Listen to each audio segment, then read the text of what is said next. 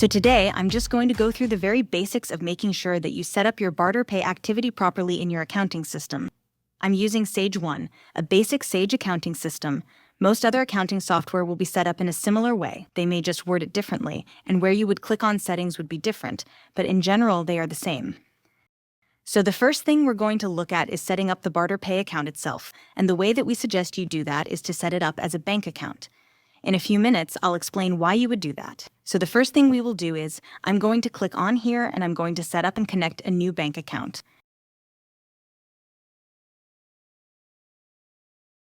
You can call it Other or you can call it Checking, and we will say it's a BarterPay account. Now for the account number, we'll just make one up, but you will obviously want to put in your actual bank account number.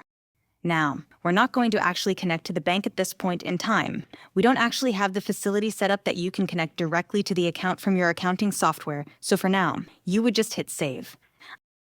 And now you have a BarterPay account that you can utilize. And the reason we suggest setting it up that way is so that when you go in and you look at your sales invoices, and you have one that's unpaid, let's go on to that invoice, and you now want to record payment, you can actually pick the BarterPay account as the place where the payment is being made to.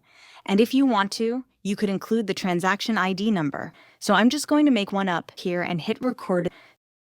Now the payment will be correctly processed to the BarterPay account.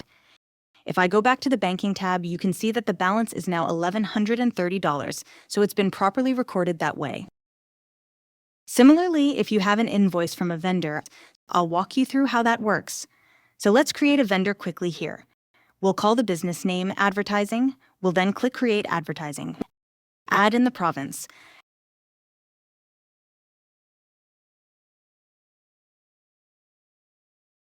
And so let's say that this vendor was going to sell you advertising, obviously what we're talking about here. Now under Ledger Account, we will choose Advertising. Then let's say the amount was going to be $500, taxes in. Let's save that. Now you can record a payment against the $565. You now can pay it from the BarterPay account. The method you choose is electronic, and for the reference number, I would do the transaction number used in the deal. Now it's paid. It's no longer outstanding. And if we go to our bank account, you can now see that we have $565 left in the BarterPay account. Obviously, on a monthly basis, you would want to reconcile what it says you have in the BarterPay account with what is showing on the actual BarterPay statement that you receive at the beginning of each month from our accounting department.